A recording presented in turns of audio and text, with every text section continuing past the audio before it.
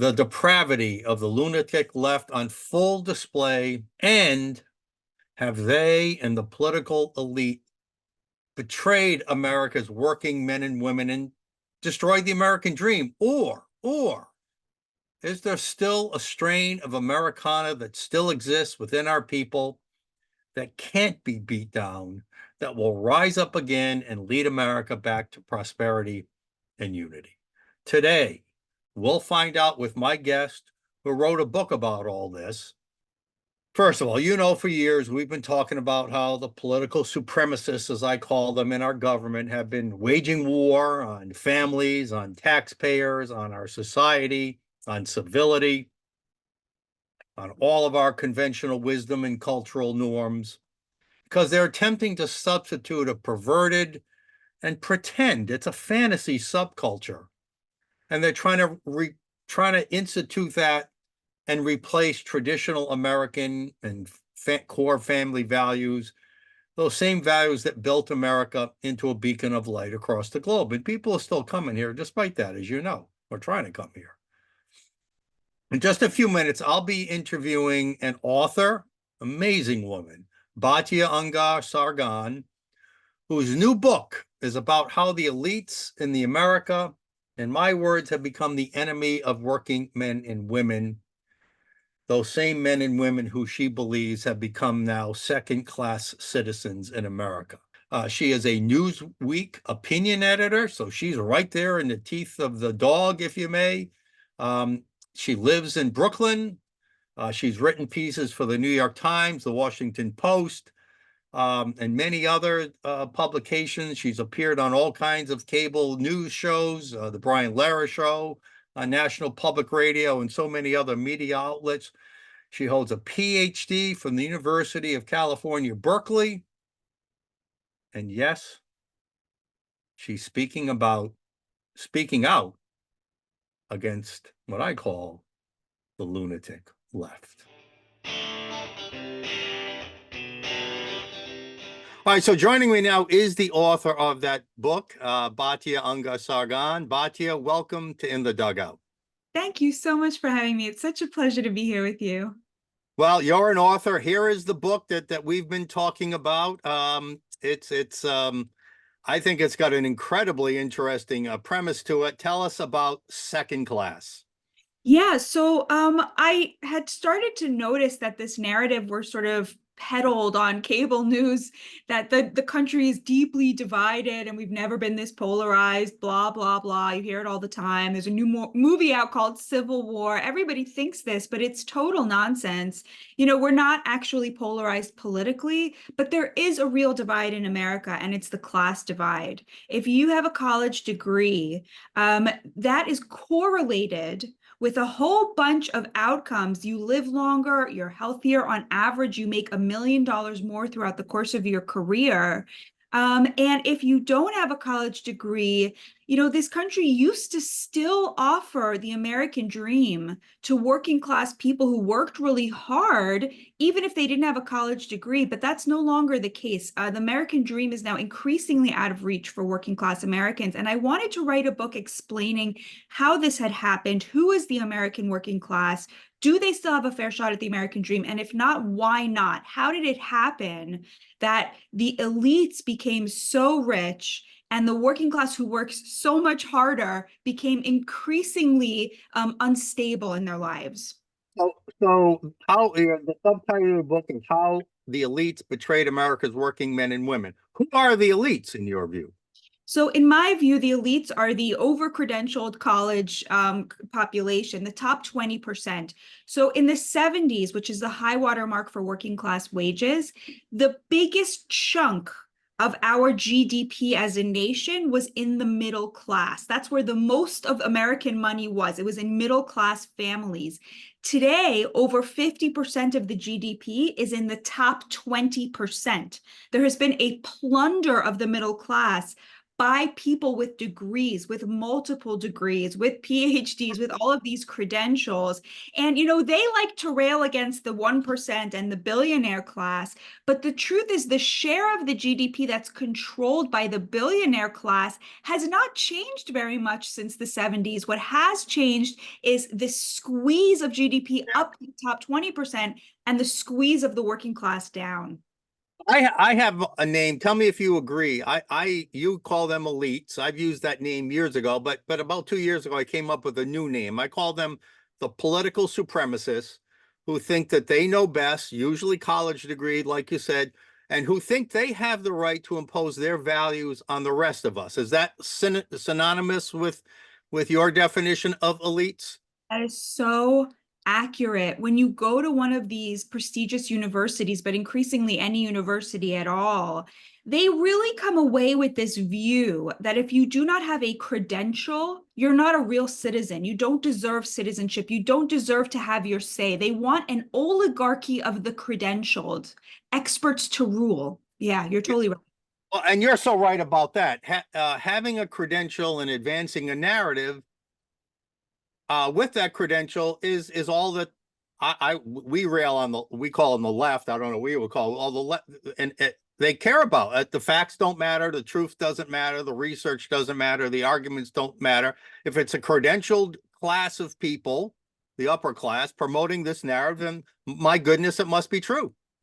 100%. And they've lost the understanding that, democracy means everyone gets to have a say equally. Like, they don't really believe in that anymore. If you disagree with them politically, if you don't like their agenda, they believe you should not have the right to your say. And if there's anything we've witnessed over the last 10 years, it's how empty the expert classes claims to expertise actually are. And you can see this in economics. NAFTA, every economist was telling us NAFTA was going to raise all boats, was going to make everyone richer. Guess what? It made the working class unbelievably poorer. Foreign policy experts, they're always telling us we need these like endless foreign wars and that there can never be peace in the Middle East. Guess what? A bunch of the COVID expert. Oh, I was just going to get to COVID.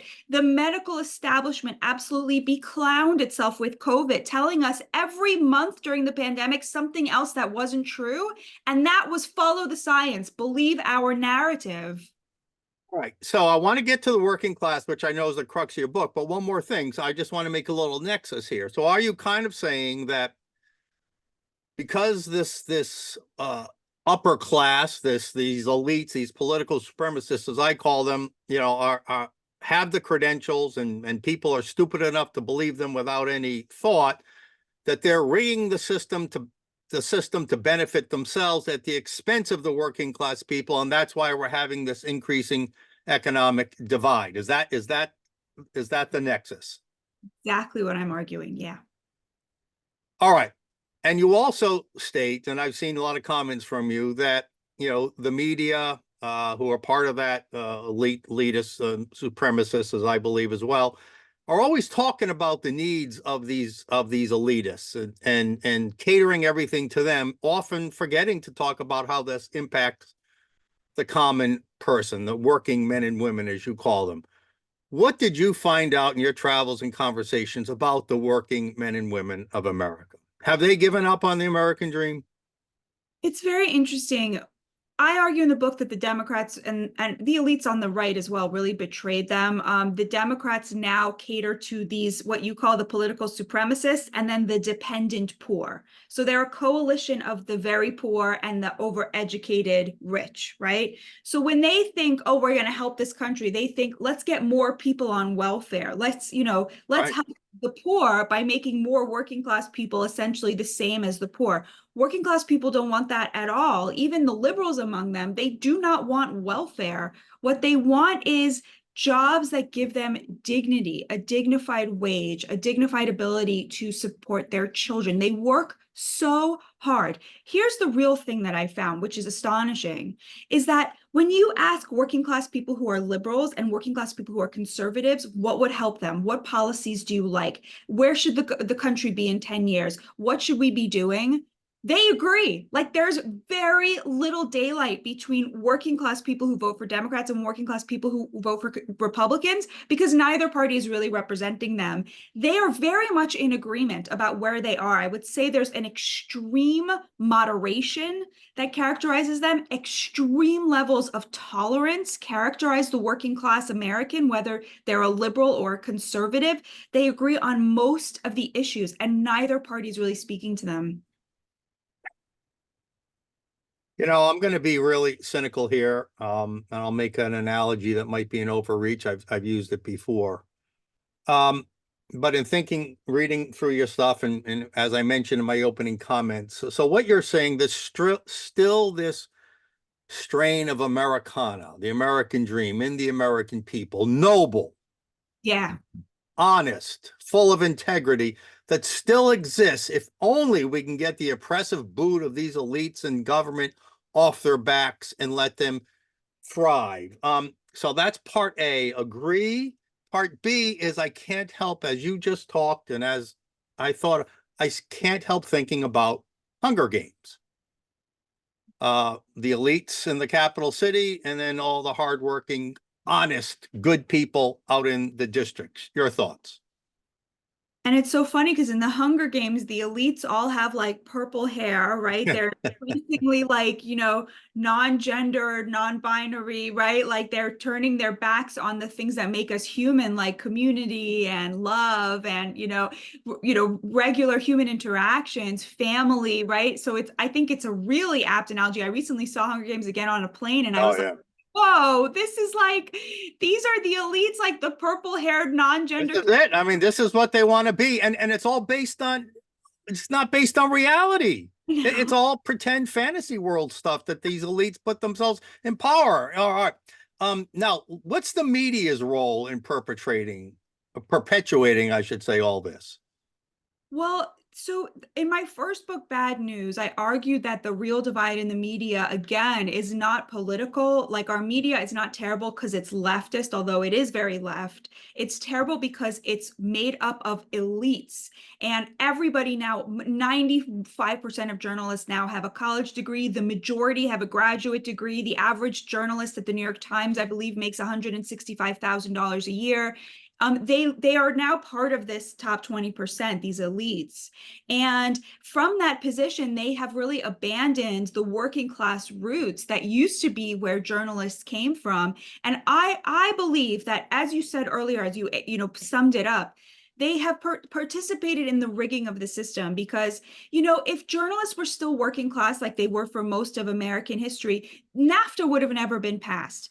Vocational training would have never been defunded. The border would never have been allowed to be Right. opened because the journalists would have lived in communities with people who were directly impacted by all of these things in a negative way. Instead, the journalists live among the people who benefit from all of this stuff. And so they were cheering on the basically downward mobility of the working class because it put money in their pockets. Well, the opinion editor at Newsweek, you're a member of the media. You have a PhD. You're overeducated. How did you turn out okay? I know people usually ask me that in a much meaner way. They're like, "You're part of these exact people." Yeah, I know what I'm talking about because I experienced it firsthand. I don't know. I'm an Orthodox Jew, so I'm very used to the contempt of the media when it comes to my community. Maybe that helped me see it. There's a lot of wisdom in my community from people who have, who don't go to college and find sources of wisdom in our ancient texts and in community and I don't know. I really don't know why I hate bullies and they are. I'm a Harvard graduate myself, so I escaped as well, and I don't know how it happened either. It just seems all to be common sense to me. But anyway, all right. So the title of your book again is Second Class. Okay, what do you mean by that? What that is really something, especially when we built this country to escape class system in Europe. I argue in the book that working class Americans are treated like second class citizens by the elites who rigged the economy and rigged the system to turn them into second class citizens because of the contempt that these elites have for hard work. Hard work. Hmm. Yeah. Hmm. What a concept, a meritocracy. You also mentioned that because now do these second class hardworking middle-class Americans understand what's happening, understand how they're being oppressed? And is that the reason why you claim there's a realignment of parties taking place in this country? Yeah, definitely. They're very aware of the contempt the elites have for them.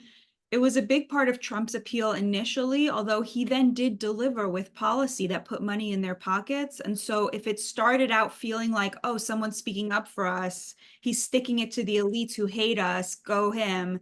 It's now like we were so much better off because he got rid of NAFTA. He started a trade war with China. He imposed tariffs on steel and aluminum. He controlled the border. Like all of these things had real impact on their wages and on their bank account at the end of the day. And he really took on both parties. I mean, people don't talk about this a lot, but the Republican elites, the GOP elites, they hate Trump. They don't want Trump. Wall Street gave more money to Joe Biden than to Donald Trump, right? So yeah, they definitely felt that things were better. Is that why Trump's popularity appears to be growing among kids who have an open mind, minorities?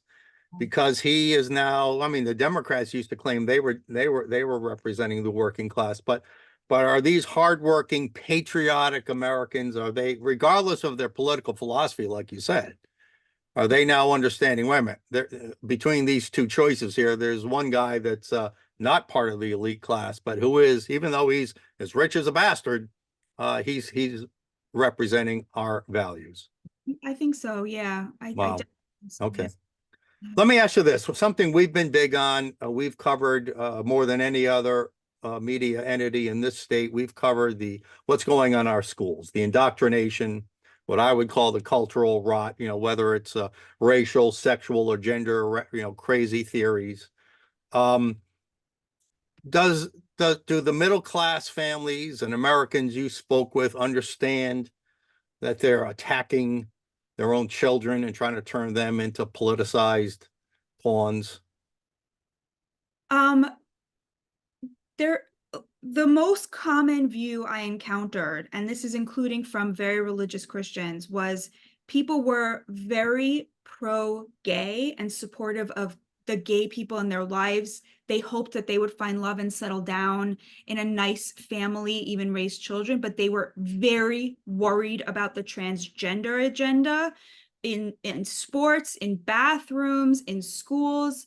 So like the idea that there's an LGBTQ thing that doesn't exist to like normal middle class people. They know gay people, they want them to be treated with respect. They see the trans thing as coming for the children, the movement, and they are worried about it. I would say it was not the top concern because, groceries are unaffordable for so Right, many. right. So the economy was much more important. But for example, I interviewed a gay certified nurse's aide in Florida. She told me she thinks that any parent who takes a child to a drag show should be put in prison. Like that's she's gay. She's a lesbian, but she thinks this transgender agenda that's coming for children is really dangerous and really corrosive. And she's a Democrat. She votes for Democrats. Well, I get that, but I guess let me focus my question. It seems to me like these hardworking men and women, the second class, as you describe them, that they probably hold more firmly to these traditional, you Yes. know, American family values than do the elites and the overeducated who tend to want to justify some new crazy belief system and put their intellect to work aside. But that's what I guess what I'm getting at. Do these, whether they object or not to the agendas, do these second class, working class Americans hold those core values as much as I tend to think they do? Yeah, they're much more conservative. Whether they're Democrats or Republicans, they're much more conservative than the elites for sure. Yeah. All right, I know we only have a few minutes left, so I do want to ask you what you mentioned. You're an Orthodox Jew. We have had many people on supporting the Rhode Island Coalition for Israel. We just promoted an event they had, and we think this what's going on with this anti-Semitic, pro-Palestinian, now even pro-Iranian movement across the country is just beyond understanding. Your thoughts, just quickly, because I know you've written and talked about it, on what's going on with Israel in the Middle East. Most Americans stand with Israel. And this despite the fact that there's been a lot of effort by the leftist elites and now a little bit the right-wing elites to make them turn on Israel and turn on the Jews. There's never been a population in the history of humanity like America when it comes to Jews. American Protestants, American evangelicals, and now American Catholics as well, they stand by the Jewish people. And that is unique in the history of humanity, to have a religion that was that evolved to protect Jews rather than to attack them. And that is still true today. Most people are, the American people will never allow anti-Semitism to get a foothold. That doesn't mean that the leftist elites aren't trying to make it happen. They are. You're right. They're pro-Iran. Thank you, Obama. They're like pro-Hamas. It's unthinkable. It'll never spread in this country because this country is the promised land. Wow. Okay. I'm glad you have such hope. Now, let me run one last theory by you, and the last issue of the day. So it is my belief. You look at the protests we've seen since October 7th on campuses and the streets. We look at what happened this week with the shutting down of the bridges and, in the O'Hare Airport and all that. And you look at all those people and out there, and you have to wonder, are there really that many anti-Semitic people out there, really that many people out there who support, Hamas or support Iran? Or are they just useful idiots who don't have the capacity to think, just following the lead of the fewer elites who are leading them down this path? I tend to think the same elites that are promoting transgenderism and critical race theory and the over-sexual are the same people who are just blindly following the anti-Semitic without even realizing they're being anti-Semitic. Is there that much of an undertow of anti-Semitism in this country, or are most of those people we see out there just useful idiots? I mean, it only takes 20 people to shut down a bridge. I don't even think there's that many of them. Like, they're small in number, especially if you compare America to Canada or Europe, where there are like millions of Muslim immigrants in the streets supporting Hamas. We don't have that. The Muslims in America tend to be middle class, the ones who come here, the immigrants. They like, I live in a neighborhood that's full of Muslim immigrants, full of Orthodox Jews and Russian Jews. The idea of this spilling out into public no one would. No, I wear a huge Jewish star. I've never had any negative interaction with my neighbors. Everyone is respectful. Like, that's who the American people are. I'm with you on that. I just think these are mindless, Totally agree. people, mindless mice following the Pied Piper. Her name is BATYA UNGAR-SARGON. I hope I said it right. Her new book is Second Class: How the Elites Betrayed America's Working Men and Women. I assume, BATYA, that the public can buy your book at any place that sells books. Yes, and I hope they will. I would be so honored if people would read it and let me know what they think. And thank you so much for having me. This was such a pleasure. Well, you are a joy, especially somebody coming from the elitist media. I mean, I'm stunned to be hearing coming from your mouth these things. That's why I couldn't wait to interview you. Like, wait a minute, is this a joke or is she real here? But you are real, and you are very gracious and kind. Thank you so much for taking the time to join us here in the Thank you so Dugout. much. God bless you. All right, God bless to you as well. Thank you.